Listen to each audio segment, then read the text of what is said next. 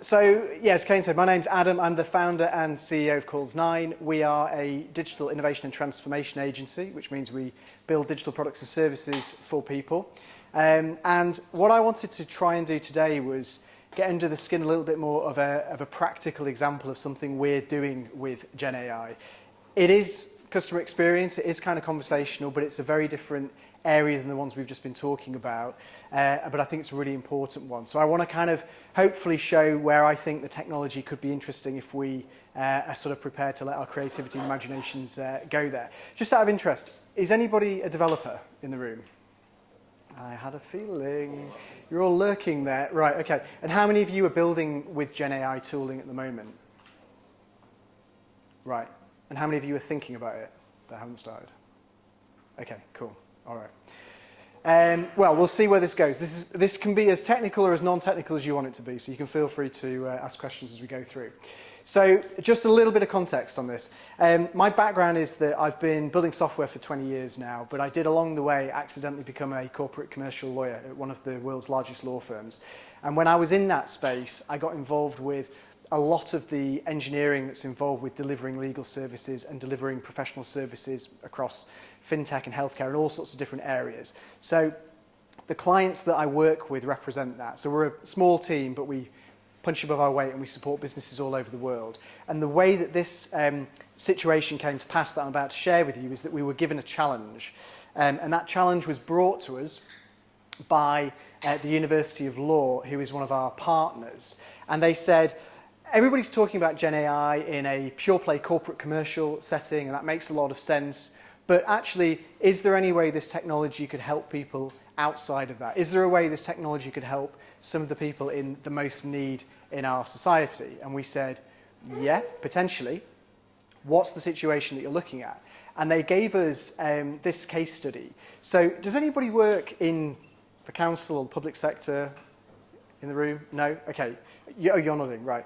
So you may already know this, but some unbelievable statistic, and it varies depending on who you speak to about this, but between 20 and 25% of the children in Leeds live in poverty, which is remarkable and is not something I was aware of before we got involved in this project. And so this is a completely real set of facts that were given to us, right? So we've got someone who is clearly in a very, very desperate situation, crucially doesn't speak English, and ultimately therefore can't interface, right, from a customer experience perspective with most of what the council has to offer, or indeed lots of the other social welfare organisations. So their existing options are pretty limited, right? We've got advice centres, which are typically telephone-based. There is a very, very light touch digital footprint, but it's quite ineffective. It doesn't work very well. It's all in English. So ultimately, this person just doesn't have a lot of options available to them, right? So the challenge was, what could we do to help with this? And this actually is the current experience. So if you were to try to explain this fact pattern, if you could even do that, you would get something that looks like this. We're very good friends with the council, by the way, so they know that they know we talk about this, and there's a quite positive conclusion at the end of this. But that's effectively what you get, right? And it's not very helpful. So how can AI help? And this actually possibly runs to Laura's point as well. I mean, AI is not new, right? AI has been around for, depending on who you ask, 40, 50 years. But is there something new about Gen AI that makes solving this problem potentially easier or more possible than before? So these are the sorts of things that we were basically trying to explore. Speech to text, quite obviously, if we could have people speak in their own language, that would be pretty remarkable. Translating the language, finding information for that person. And then we kind of gave ourselves a little bit of a moonshot task of saying, could we actually carry out actions on this person's behalf as well? Acting as a personal assistant. So I'm just going to show you, what we normally do as a company is produce these very, very polished products and services. But I found that when you talk about Gen AI, you kind of need to show people what's really going on for them to get it, right? So on the left, does anybody speak Tigrinya, by the way, because you can fact check us on this, but that's Tigrinya. So using ASR, or automatic speech recognition, which is a Gen AI capability, you can capture the spoken word. Now, you've been able to do that before, but the difference with Gen AI is it can apply itself to more languages more easily, right? And it's more fluent and more natural at capturing it. Then on the right-hand side, we're able to translate it. Basically, what's the question this person is asking? What's the problem and issue set they face. There are lots and lots of different ways of doing automatic speech recognition. So OpenAI, the makers of GPT-4, have a model called Whisper, but there are lots of them that are coming out. And languages actually seem to be an area that GenAI probably looks to be able to solve for in virtually every use case. Even very, very weird and wonderful dialects that are very, very barely spoken. There's something about the technology that lends itself to it. And then we go ahead and we translate. Next thing we do is we need to find information, okay? So for those of you who are using ChatGPT and you have the experience of watching it go out there and find things for you, the way it's doing that is it's trained on a big corpus of knowledge, right? And that can be amazingly useful, but it can also be really, really problematic because if you want to dial into a specific area, a specific domain, you don't really care what it knows about Wikipedia or the latest BBC News. You just want it to talk about the domain that you're referencing. So in this case, we basically built a private implementation where we said the only thing that you need to care and or know about is anything relating to welfare information, both in the UK and specifically in the Leeds City region. Somebody talked about prompt engineering as being one of the hottest jobs. I'm not sure who that was, but whoever that was is completely right. Obviously, you interact with these large language models through text, and effectively the prompt is almost like the low-code, no-code programming language. So getting that prompt right is amazingly important. So it turns out if we construct a prompt in a certain way, if we feed it into a private large language model, which is basically trained on really, really specific information, we can get very accurate and very detailed output, which looks a bit like this. So we've gone from having no search results using the exact same data and just a different piece of technology to getting that. We've done nothing with the data. We haven't created any data. It's just literally been synthesized, right?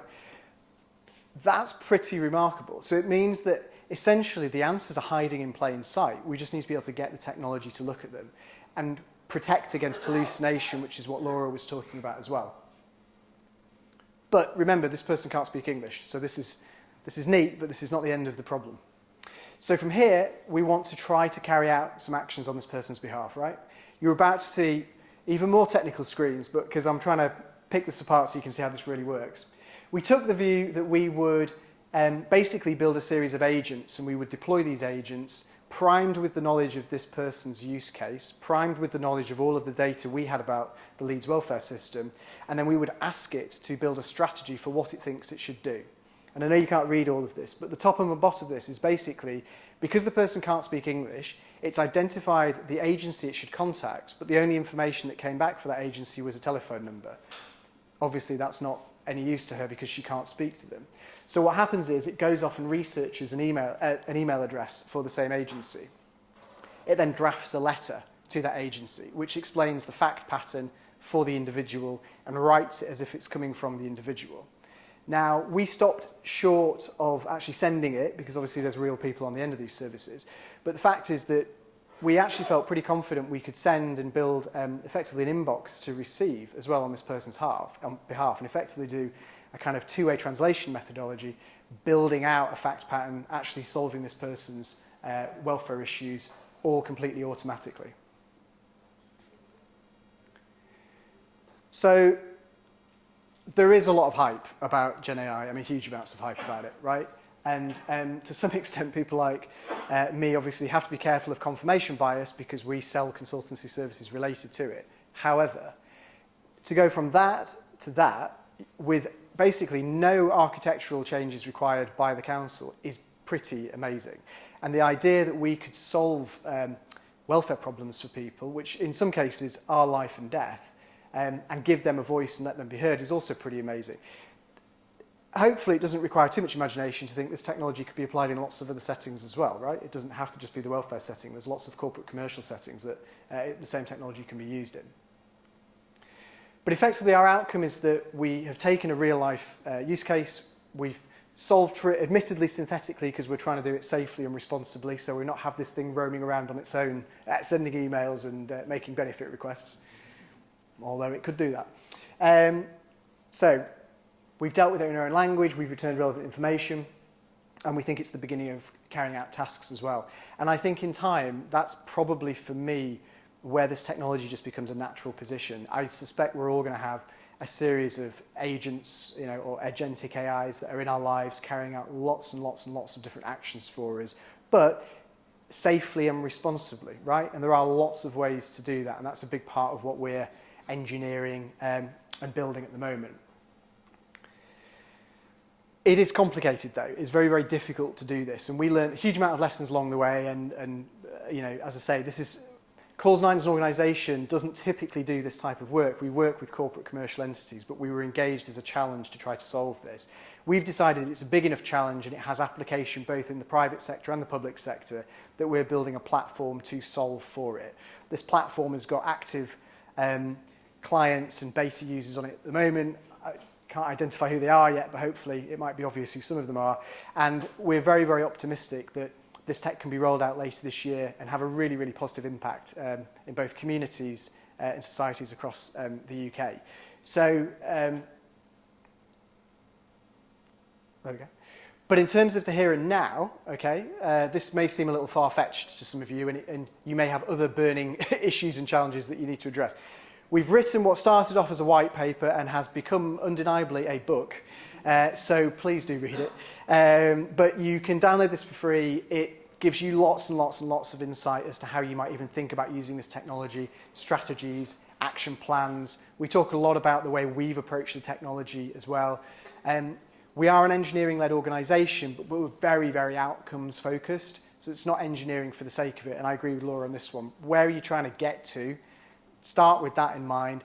Then let's put the technology around it. Some of it is what we call traditional AI and not just generative AI. But I genuinely think, well, I know because I've been building software for such a long time, the example I've just given you, we would not have been able to solve reliably or convincingly pre-Gen AI.